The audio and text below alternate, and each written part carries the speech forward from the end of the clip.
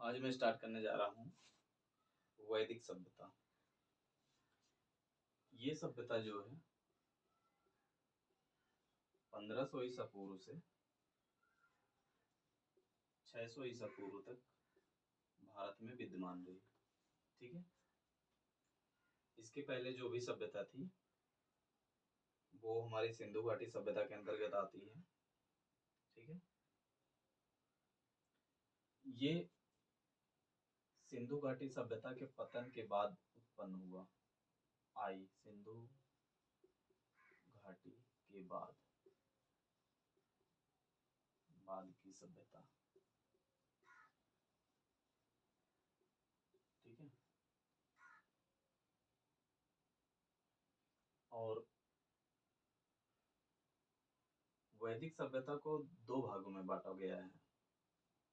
पहला है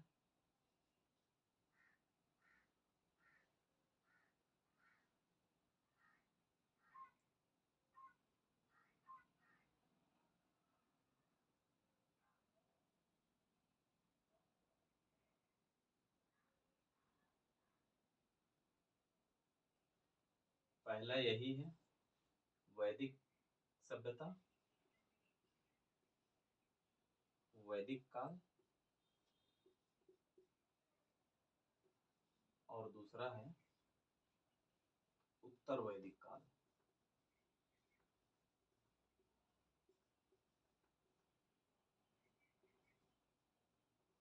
उत्तर वैदिक काल। ठीक है।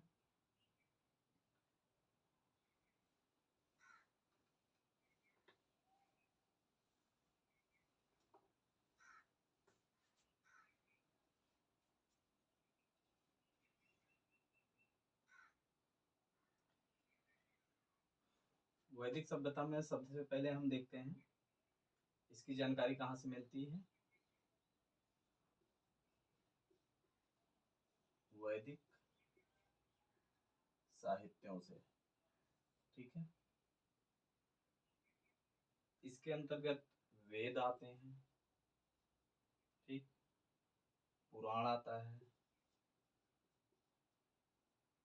स्मृतियां आती हैं। ठीक। वेदों की संख्या हमारे पास 4 है। एक ऋग्वेद, दूसरा यजुर्वेद, तीसरा सामवेद, चौथा अथर्ववेद। ठीक है। पुराणों की संख्या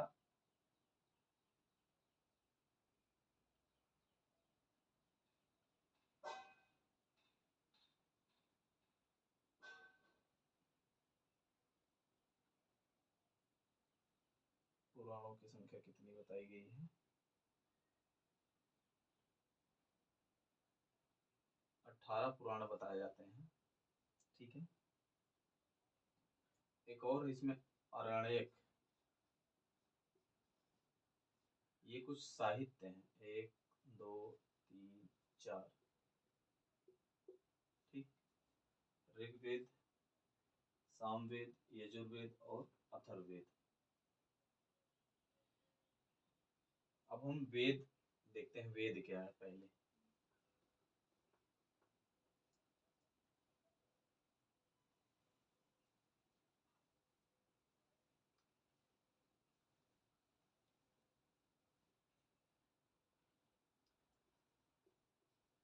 वेद का अर्थ होता है ज्ञान। ठीक है। और यह विद धातु से बना है। किससे? संस्कृत से विद धातु से बना है।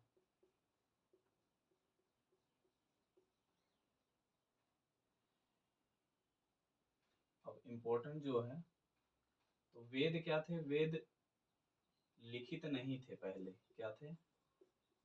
लिखित नहीं थे। ये अलिखित माने जाते हैं। ठीक है, इसको श्रुत कहते हैं।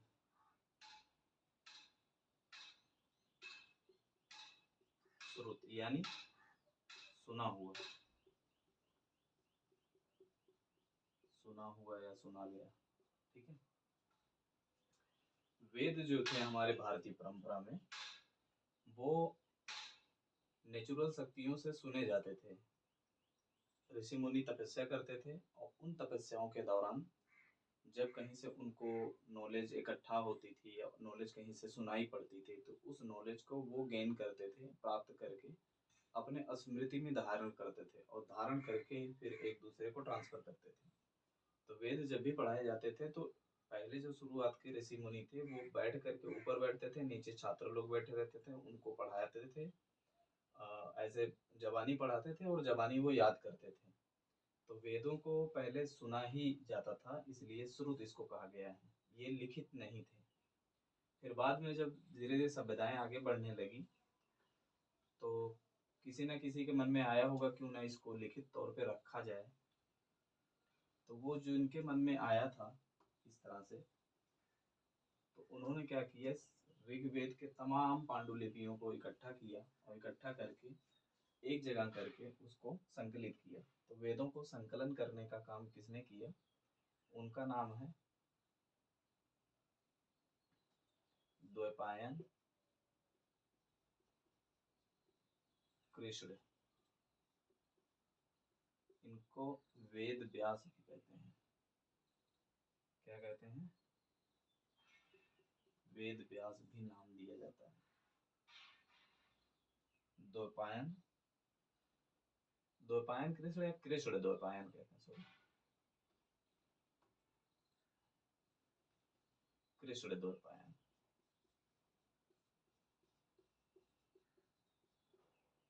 ठीक है, इन्होंने वेदों को क्या किया, संकलन किया।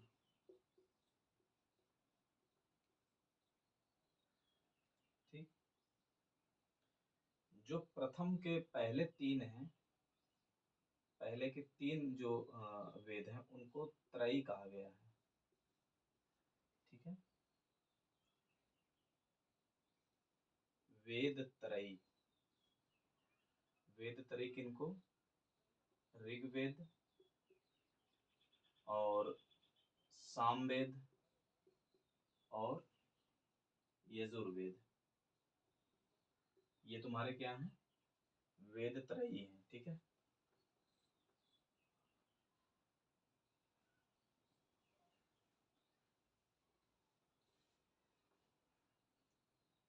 अब हम आते हैं ऋग्वेद। ऋग्वेद तो यह सबसे पहले तो सबसे प्राचीन है,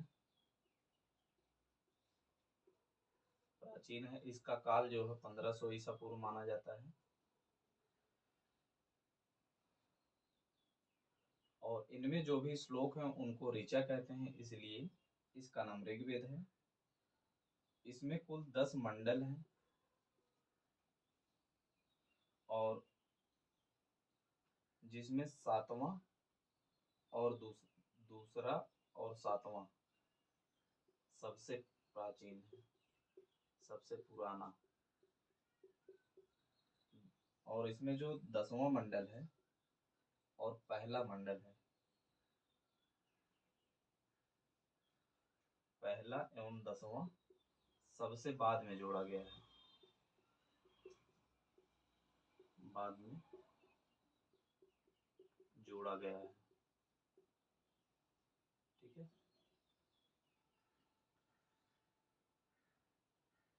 और प्रत्येक मंडल जो है वो सूक्तों में विभक्त है।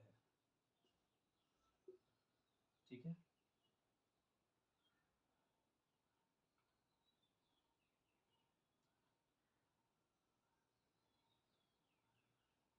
इसमें 11 सूक्त जो है परिशिष्ट के रूप में जोड़े गए हैं। सॉरी,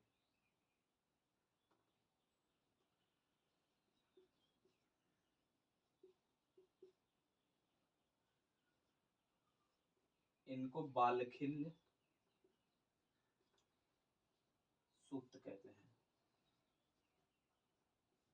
ठीक है। 11 सूक्त जो परिशिष्ट के रूप में जोड़े गए हैं उनको बालखिल्य सूक्त कहते हैं। कुल मंत्रों की संख्या जो है, मूल कुल मंत्रों की संख्या 10,580 मानी जाती नहीं है। फिर बाद में 118 मंत्र और इसमें जोड़ दिए गए तो टोटल हमारे हो जाते हैं, सॉरी, ये जो 118 हैं ये इसमें से माइनस कर दिए जाते हैं क्योंकि ये डबल डबल है, 2 बार दोहराए गए हैं। इसलिए जो हमारा पूरे तो ये हैं, पूर्ण मंत्र ये हैं, और इसमें जो दोहराए गए हैं उनको अगर घटा दें तो 10,462 हैं। ठीक है। तो अगर मूल पूछा जाए तो इतने हैं, पूरे पूछे जाए तो इतने हैं। ठीक है।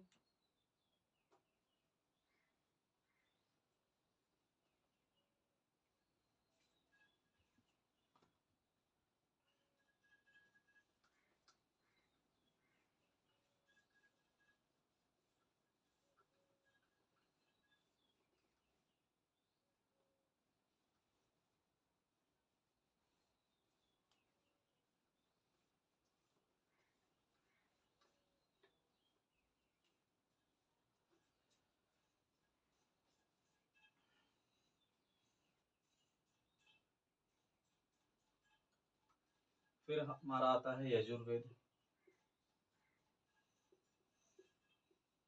यजुर्वेद को 2 भागों में बांटा गया है। पहला है कृष्ण यजुर्वेद और दूसरा है हमारा शुक्ल यजुर्वेद। ठीक है। और इसी को एक और नाम देते हैं वाजसनेयी संहिता।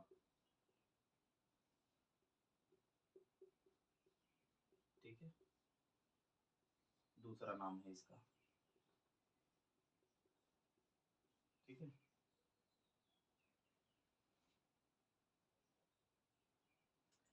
तीसरा हमारा है सामवेद। सामवेद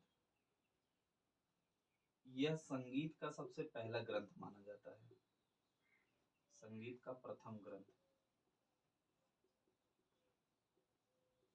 ठीक है। इसमें जो मंत्र हैं वो 1810 हैं, जिसमें से 261 जो है दोहराए गए हैं। फिर हमारे पास बच जाते हैं 1549। ठीक है। ये हमारे मूल मंत्र हैं। फिर आता है हमारा चौथा अथर्ववेद।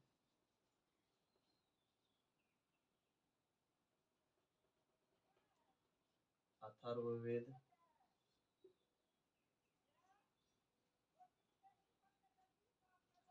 इसमें जादू, टोना, ठीक है, रोग निवारक आदि बातें कही गई हैं। ठीक है। तो ये हमारे अथर्ववेद में है।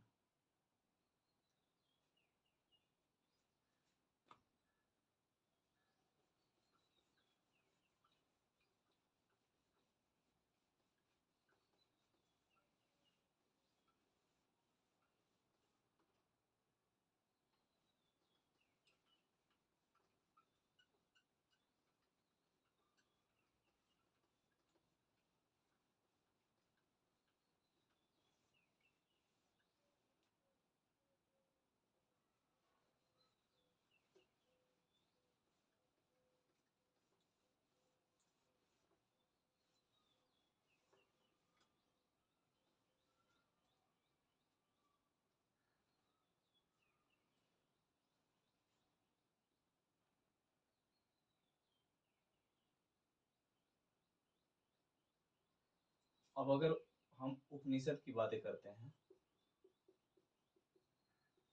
इसकी संख्या 108 बताई गई है। ठीक है, इसमें जो है दार्शनिक बातें जो हैं भारत की, इसका उच्च स्तर मिलता है। ठीक है, एक यम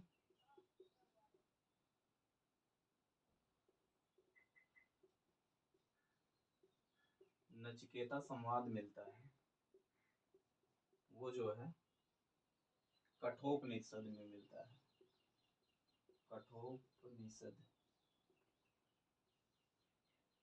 ठीक है, ये और ये दोनों भाई बहन हैं।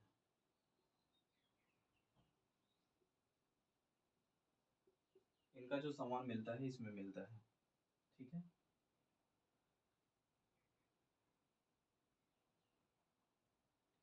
फिर जो अगला इम्पोर्टेंट फैक्ट है, वेद हो गया। फिर उसके बाद वेदों को पढ़ने के लिए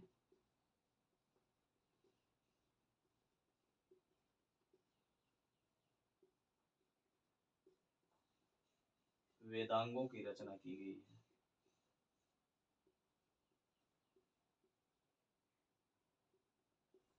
इनकी संख्या 6 है।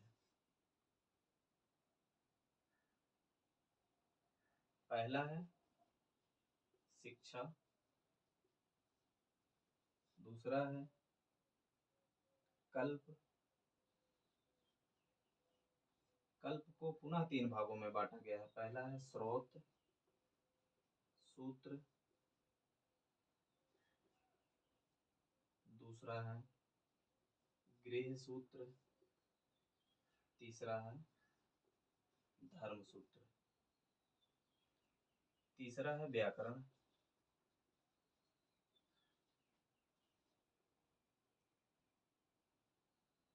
इसको पाणिनि ने बनाया था।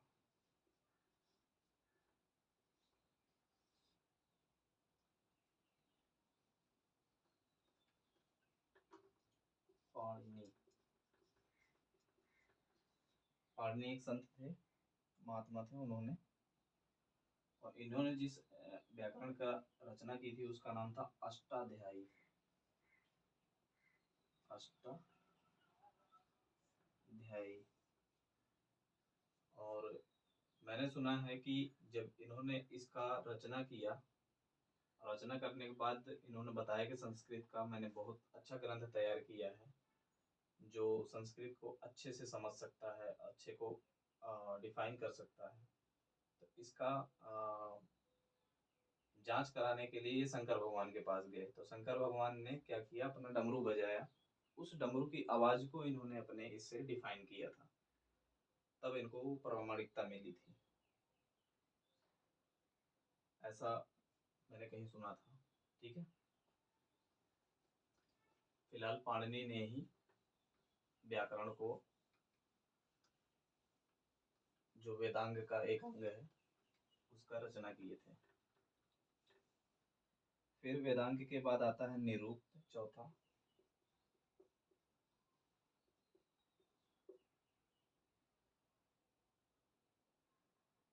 इसमें जो वैदिक शब्दों की कहाँ से उत्पत्ति हुई उसके बारे में बताया गया है। फिर आता है छंद, और छठवां है ज्योतिष। जो ज्योतिष विद्या है वह वेदों को पढ़ने का एक अंग है, वेदांग है। ठीक है,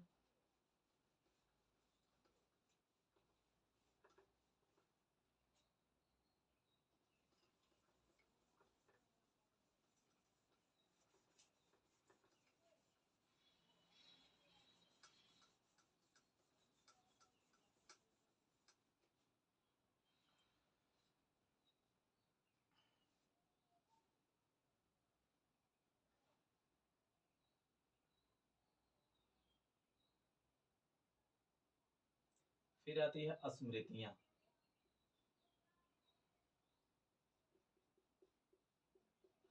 और स्मृतियां भी कई सारी हैं।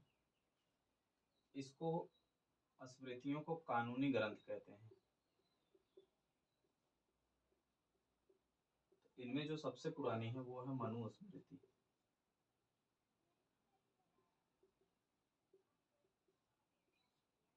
ठीक है। और कुछ प्रमुख हैं, याज्ञवल्क्य,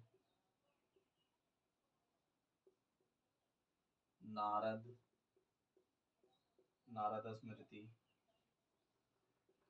बृहस्पति स्मृति,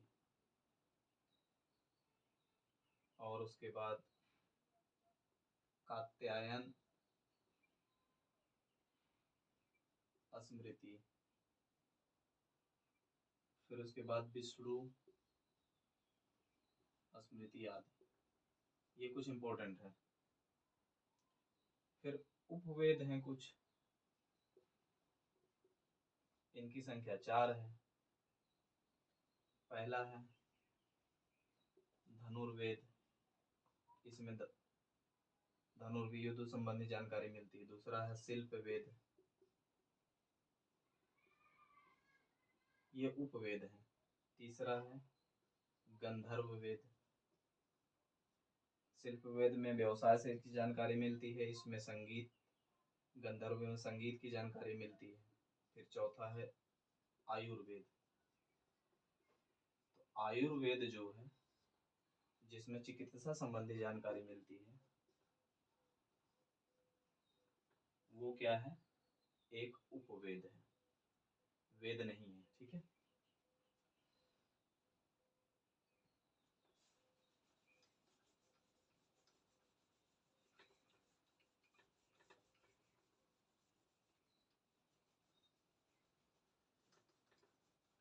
इसकी रचना बहुत बाद में हुई है।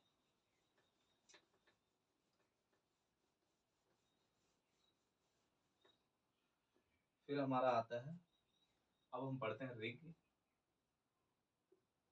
वैदिक, काल,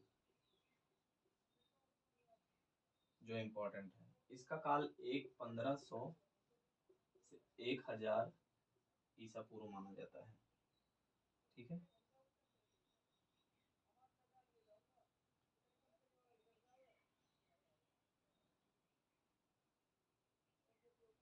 ऋग्वेद में कुल 25 नदियों का उल्लेख मिलता है। और इसमें जो है, जब आर्य आए, इनका जो भी एरिया था चारों ओर का, उसकी जानकारी हमें वेदों से मिलती है। ठीक है। और ऋग्वेद में सिंधु नदी का उल्लेख जो है सबसे अधिक मिलता है। सिंधु नदी की उल्लेख सबसे अधिक अधिक मिलता है। ठीक है।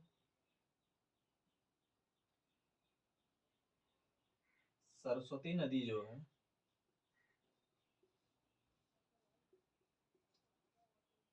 यह आर्यों की पवित्र नदी थी, सबसे पवित्र नदी आर्यों की। ठीक है।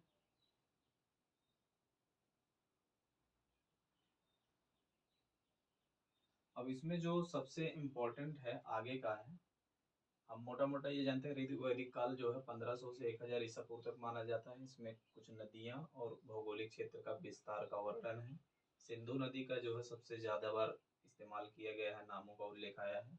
और सरस्वती नदी आर्यों की सबसे पवित्र नदी मानी जाती थी। ठीक है।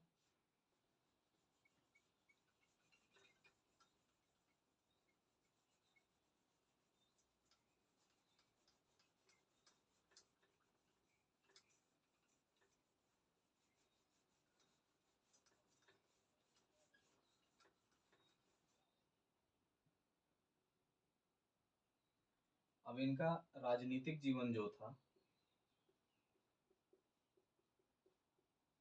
राजनीतिक जीवन कैसा था। सबसे पहले ये कबीले में विभक्त थे। कबीलों में विभक्त थे।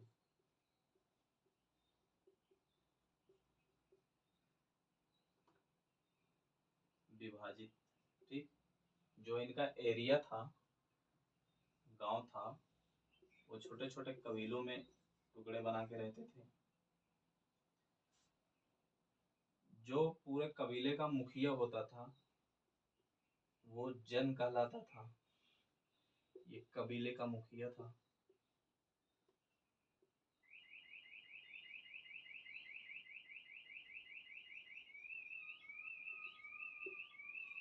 सॉरी,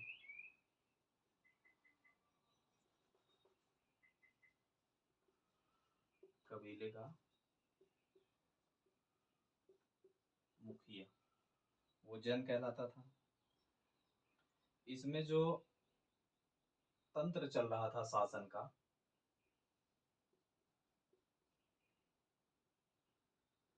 शासन का तंत्र, तंत्र, ये राजतंत्रात्मक था। कहीं कहीं पे गणतंत्रात्मक भी मिलता है, ठीक है, कुछ कुछ जानकारी मिलती है। राजा को जनस्य गोप्ता कहा जाता था, यानी कि जन का रक्षा करने वाला, ठीक है। और एक और कहा जाता था पुराभेत्ता, पुराभेत्ता, यानी कि जो दुर्ग होते थे उसको तोड़ के, लड़के झगड़ के उसको तोड़ने वाला। तो ये दो नाम मिलते हैं राजा के, ठीक है। एक सभा होती थी, उसका नाम था विदथ। विदथ नामक जो परिषद थी वह सबसे पुरानी थी।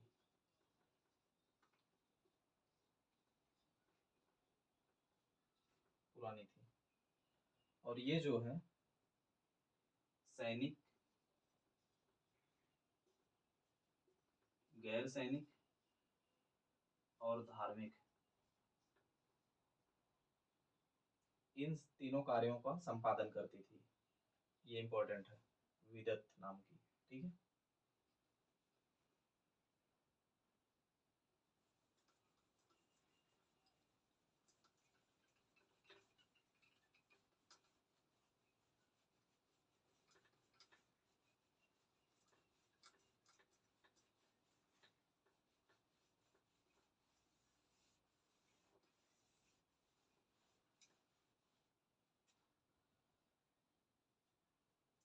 एक बड़ा इंपॉर्टेंट है ऋग्वैदिक काल में 10 राज युद्ध, 10 राज युद्ध, ठीक है। इसमें 8-10 राजा थे, इनका एक बार सम्मिलित रूप से झगड़ा हुआ था, युद्ध हुआ था। तो यह हुआ था रावी, रावी नदी के तट पर, के तट पर, ठीक है, लड़ा गया था। यह राजा सुदास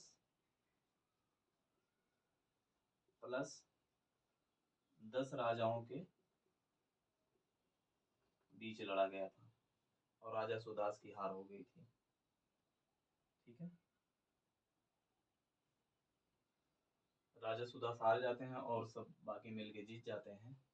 फिर यहाँ पे एक नए सामाजिक निर्माण होता है, ठीक है। ये रावी नदी के तट पर लड़ा गया था और इसी रावी नदी को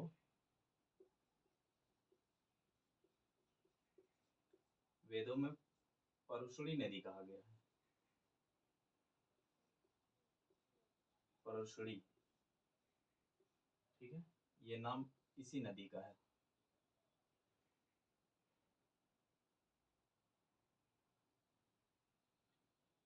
जो समाज था ऋग्वैदिक काल का, वो दो भागों में था। पहला था आर्य, दूसरा था अनार्य, जो आर्य नहीं थे। ठीक है।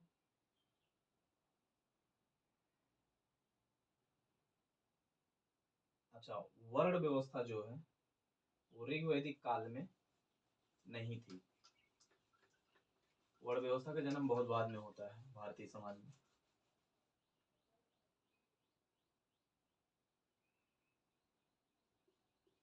ऋग्वेद के 10वें मंडल में पुरुष सूक्त है।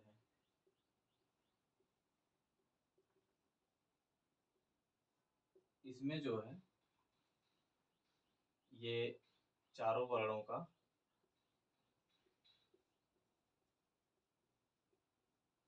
की उत्पत्ति बताई गई है, जिसमें है ब्राह्मण, क्षत्रिय,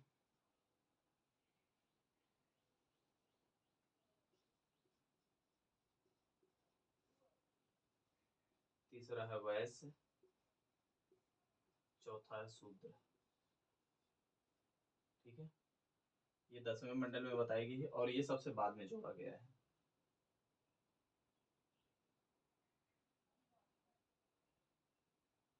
और ऋग्वैदिक काल में जो छुआछूत थी वो नहीं थी, ये बाद में आया है।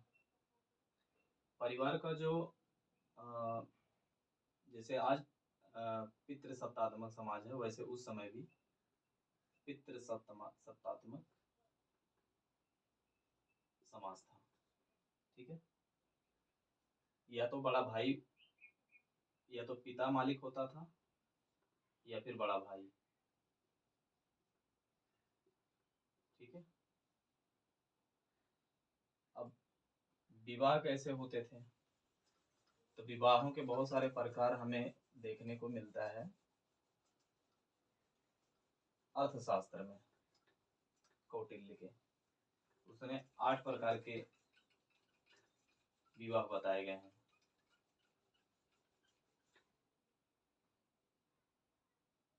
लेकिन अभी हम ऋग्वेद पढ़ रहे हैं, तो विवाह कैसा था? इसमें दोनों विवाह होता था। एक तो होता था कि एक पत्नी विवाह, और एक होता था बहुपत्नी विवाह। दो, दो से तीन, दोनों का उल्लेख मिलता है। ठीक है।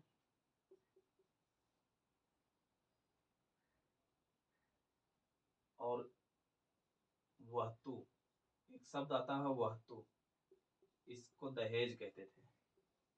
जो दहेज होता था इसको वहतु कहते थे। ठीक है। विधवा विवाह इस समय प्रचलित तो नहीं था, लेकिन कुछ स्थितियों में नियोग विवाह होता था।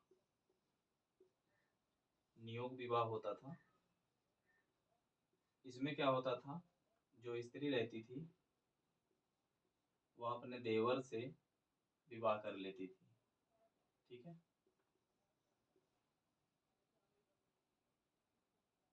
कुछ विशेष परिस्थितियों में देवर से, या पड़ोसी में कोई लड़का है जिसमें सहयोग से क्या कहते हैं कि सम्मति से हो जाता था विवाह, तो वो नियोग विवाह कहलाता था। ठीक है। और दो बड़े इंपॉर्टेंट है इसमें, ऋग्वैदिक काल में अंतर जातीय विवाह होते थे। अंतर जातीय विवाह होते थे। ये दो प्रकार के होते थे। पहले को कहा जाता है अनुलोम विवाह, और दूसरे को कहते हैं प्रतिलोम। प्रतिलोम या विलोम कहते हैं कहीं कहीं। प्रतिलोम। भारत में जितनी जातियां उत्पन्न हुई हैं, शुरुआत में हमारा समाज 4 वर्णों में विभाजित था। 4 वर्ण थे। वर्ण के बाद जातियों का निर्माण होता है, तो शुरू में इतनी सारी जातियां नहीं थी। आज भारत के पास 5,600 कुछ जातियां हैं। 5,600 से भी ऊपर जातियां मिलती हैं। तो ये जातियां बढ़ने का क्रम इन्हीं दो विवाहों से ही संपन्न हो पाया, क्योंकि इनमें जो होता था, अनुलोम विवाह उच्च वर्ण का पुरुष और निम्न वर्ग की स्त्री होती थी, और प्रतिलोम में उच्च वर्ण की स्त्री और निम्न वर्ग का पुरुष होता था। तो इन दोनों से संयोग से जो बच्चे जन्म लेते थे उनकी एक अलग जातियां समाज बना देता था कि अब ये कुछ और जातियों में गिना जाएगा। तो इस तरह से बढ़ते बढ़ते हमारे भारत में इतनी सारी जातियां पैदा हो गई। ठीक है।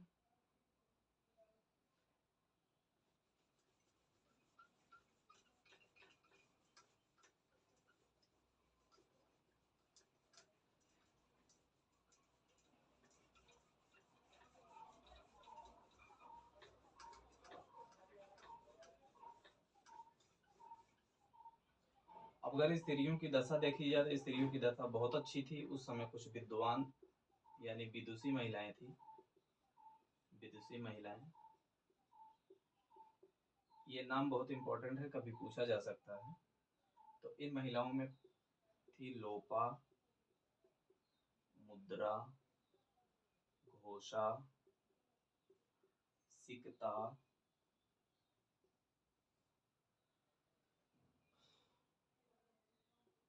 निवामारी,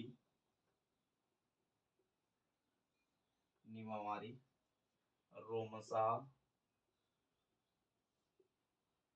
अपाला, विश्ववारा,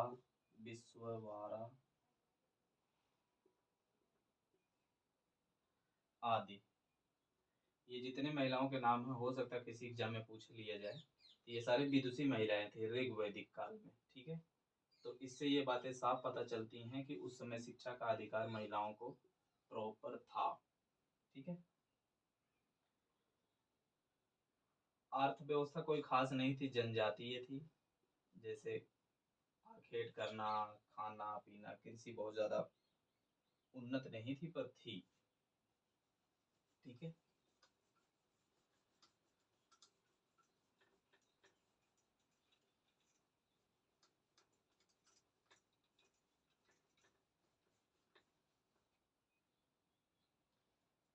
अब जो इनका सबसे प्यारा पशु था वो थी गाय।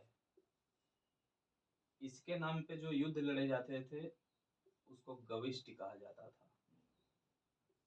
ठीक है।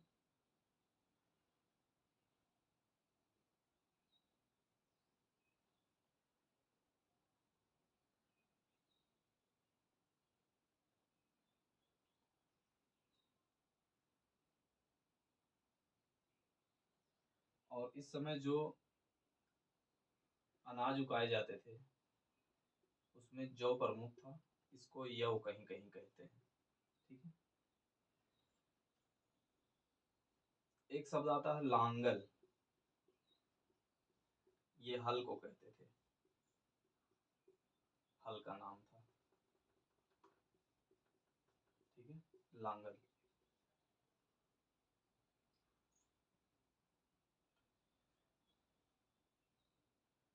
और व्यापार जो होता था व्यापारियों के माध्यम से होता था। उन व्यापारियों को पणि कहते थे। और इस पणियों से जो आर्य लोग थे वो घृणा करते थे, कहते थे ये कंजूस होते हैं। ठीक है।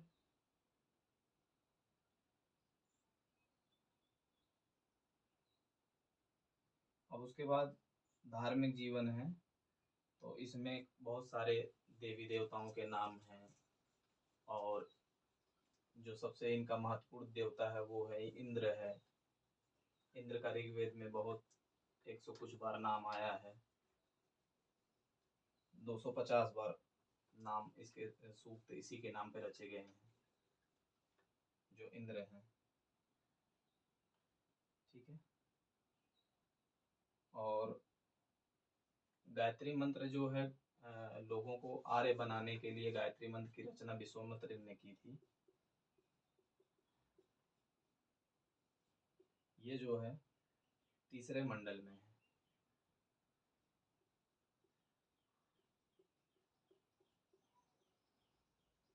तीसरे मंडल में है। गायत्री मंत्र। ये रचनाकार है, रचनाकार ये है मंत्र, सॉरी मंडल, और यहाँ मैं लिख देता हूँ गायत्री मंत्र, गायत्री मंत्र। फिर यहाँ पे हमारा जो है ऋग्वैदिक काल खत्म होता है, उसके बाद हमारा शुरू होता है उत्तर वैदिक काल।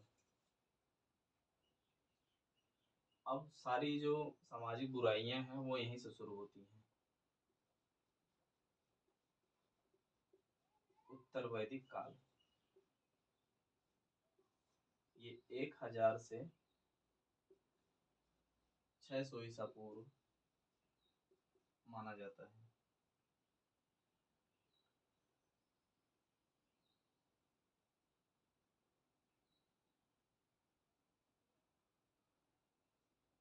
इसमें दो सभाओं का नाम है, सभा, सभा और समिति।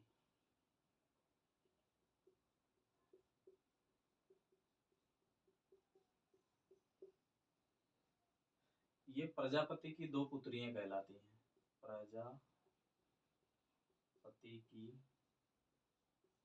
दो पुत्रियां, ठीक है, कहलाती हैं। सामाजिक जीवन जो है, वर्ण व्यवस्था जो है, जैसा मैंने पहले बता दिया, 4 वर्ण व्यवस्था थे, 4 आश्रम थे, वर्ण व्यवस्था। तो वर्ण व्यवस्था का जन्म जो है उत्तर वैदिक काल में होता है, ठीक है। इसमें 4 वर्णों का उल्लेख है जो मैंने पहले डिफाइन कर दिया। कौन कौन से? अनस्य बलिकृत, अनस्य बलिकृत,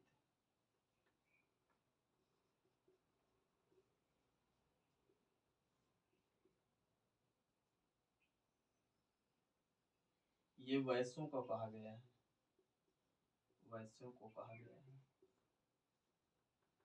क्योंकि ये सूद पे पैसे देते थे, इसलिए वनस्य बलिकृत कहा गया है। और अनस्य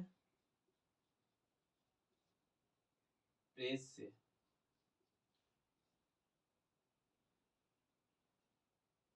ये शूद्रों को कहा गया है, क्योंकि ये दूसरों की सेवा करते थे। लेकिन एक इम्पोर्टेंट चीज है कि उत्तर वैदिक काल में भी शूद्र जो है यज्ञ कर सकता था, यज्ञ कर सकता था। विभाजन हो गया था पर उसको भी यज्ञ का अधिकार मिला था। इसमें जो विवाह होते थे 16 वर्ष की उम्र में, और 16 और 17 वर्ष के साल में लड़के और लड़कियों की शादी हो जाती थी, ठीक है। शिक्षा का अधिकार जैसे मैंने बताया कि ऋग्वैदिक काल में था, वो यहाँ काल तक बनी थी। इसमें स्त्री और पुरुष दोनों जाके शिक्षा ग्रहण करते थे। और एक मैत्रेयी संहिता है, मैत्रेयी संहिता में स्त्रियों के बारे में कुछ नेगेटिव थॉट्स क्रिएट किए गए, वहाँ पे लिखे गए हैं। मनुष्य की 3 बुराइयों में उनको गिनती किया गया है कि इंसान की जो भी 3 बुराइयां हैं, उन 3 बुराइयों में एक बुराई स्त्री भी है, ठीक है। उसको मैं यहाँ नहीं बता रहा हूँ, पर मैत्रायणी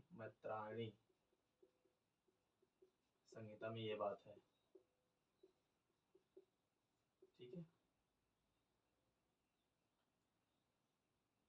अब इम्पोर्टेंट आता है इसमें, एक आता है आश्रम व्यवस्था, व्यवस्था मनुष्य की आयु को 100 साल मानकर हमारे ऋषि मुनियों ने आश्रमों की व्यवस्था करी थी। पहला, दूसरा, तीसरा, चौथा। पहले को कहते थे ब्रह्मचर्य,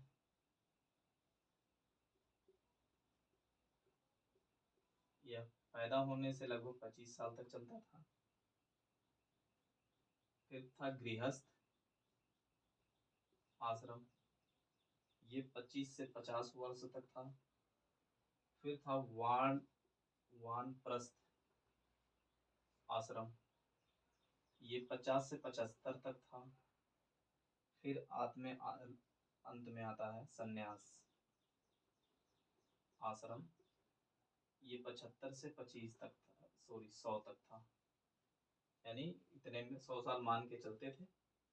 ब्रह्मचर्य आश्रम, गृहस्थ आश्रम, वानप्रस्थ आश्रम, संन्यास आश्रम। ठीक है, संन्यास आश्रम। तो ये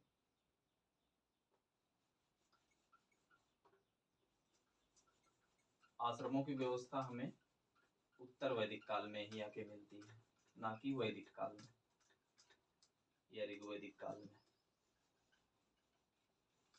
ठीक है, फिर एक और इम्पोर्टेंट चीज है संस्कार।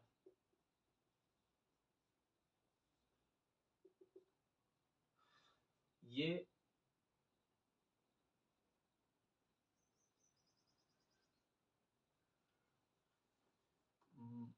जो मानव जीवन को व्यवस्थित करने के लिए उसके सारे जीवन को 16 संस्कारों में बांटा गया था। ठीक है, पहला है गर्भाधान,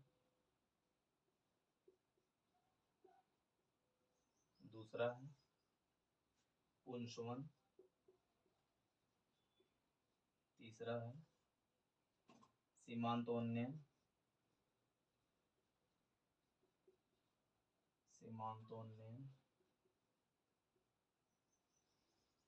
चौथा है जात कर्म,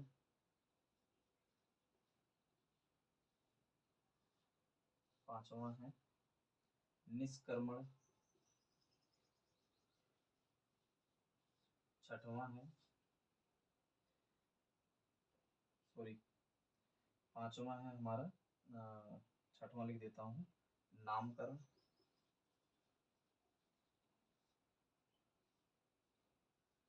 ये ऊपर नीचे है। फिर सातवां हमारा है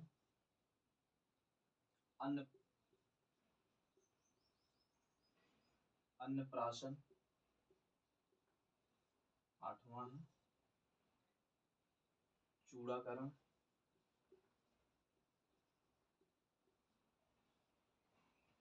नौवां है कर्णवेधन। दसवां है विद्यारंभ। 11वां है उपनयन। ध्यान रखना, यही उपनयन संस्कार जो था ये शूद्रों को प्राप्त नहीं था। 12वां है वेदारंभ। 13वां है केशांत। चौथा जो है 14वां समावर्तन। 15वां जो है विवाह है। और 16वां जो है अंत्येष्टि यानी अंतिम संस्कार, मरने के बाद करते थे।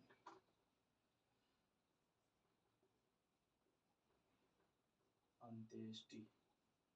ठीक है, गर्भाधान शुरू होता था जब शादी होती थी। शादी होने के बाद जब पति पत्नी आपस में मिलाप करते थे तो उस समय गर्भ जो धारण करता था उस समय भी कुछ कर्मकांड किए जाते थे, तो गर्भाधान उस जो संस्कार पहला था तो वो ये था। दूसरा था पुंसवन।